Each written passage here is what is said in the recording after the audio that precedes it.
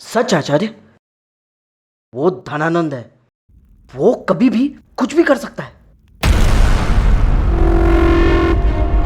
पर जब से वो उस गर्त से लौटा है, वो व्याकुल और विचलित प्रतीत होता है। तो मुझे तो यही लगा कि उसने मुझे पहचान लिया है, किंतु उसे तो केवल मिठाइयों के संदर्भ में मेरी टिप्पणियां चाहिए थी, ताकि उसे इस बात का बोध हो कि कौन सी मिठाई सर्वश्रेष्ठ है, वो उसे बनवाने का आदेश दे सके।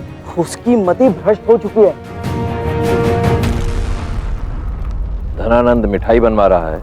पूरी 200 सेर, और केवल इतना ही नहीं, शिप्रा ने मुझसे और अधिक जानकारी प्राप्त की है। जैसे कि संपूर्ण तक्षशिला में सबसे बड़ी धर्मशाला कौन सी है, तक्षशिला में कहाँ उत्तम श्रेणी के आम प्राप्त होते हैं, वो तो पूर्ण बगीचा खरीदने वाला है।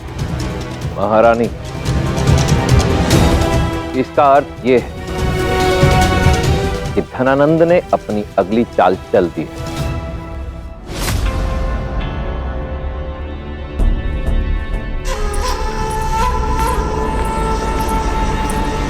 मेरी प्यारी बहन, मैं पुनः तुम्हें अचंभित करने के लिए आया हूं। मैं कुछ विशेष लाया हूं तुम्हारे लिए। अब आपका कोई भी उपहार मुझे अचंभित नहीं करता है, किंतु ये तुम्हें अवश्य चौंका देगा।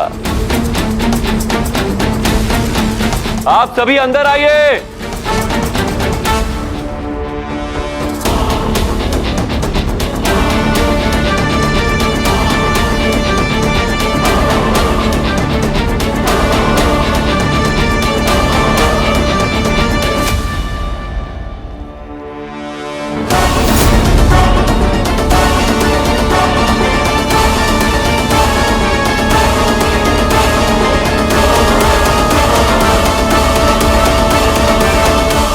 ये सब क्या है?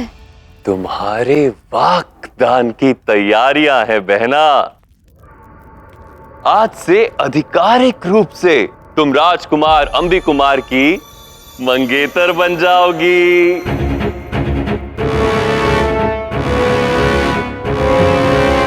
कहा था ना मैंने, मेरा ये उपहार तुम्हें चौंका देगा। आज युद्ध अभ्यास के समय जो कुछ हुआ उसकी चिंता मत करना। तुम्हारे भाई ने सब कुछ ठीक कर दिया है, संदेह के सभी उलझे धागों को सुलझा दिया है।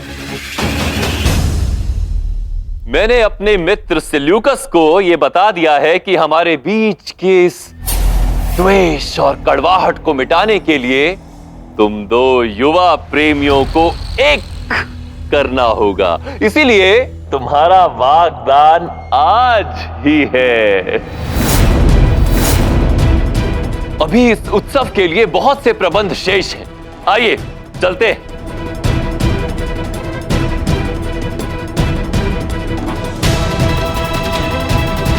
तो चले।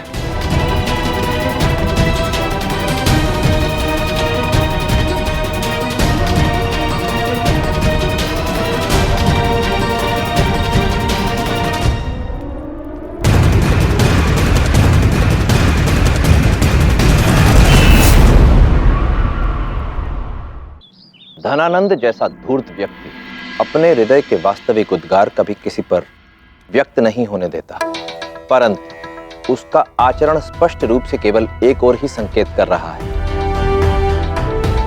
वो कहीं ना कहीं ये जानता है कि हम जीवित हैं, और जब तक हम जीवित हैं तब तक उसका पौरव राष्ट्र को अपने अधीन करने का स्वप्न पूर्ण नहीं होने देंगे, और अपने इसी स्वप्न को शीघ्रातिशीघ्र पूर्ण करने की आतुरता में वो अपनी बहन की सगाई आज रात को ही करवा रहा है। आचार्य, अब हमें क्या करना चाहिए? चंद्रगुप्त, धनानंद के सबसे भयानक स्वप्न को पूर्ण करने का समय आ गया है। वो कैसे आचार्य? वो तुम मुझ पर छोड़ दो। आज रात्रि अपनी बहन के वागदान के अवसर पर धनानंद को एक विशेष उपहार मिलेगा।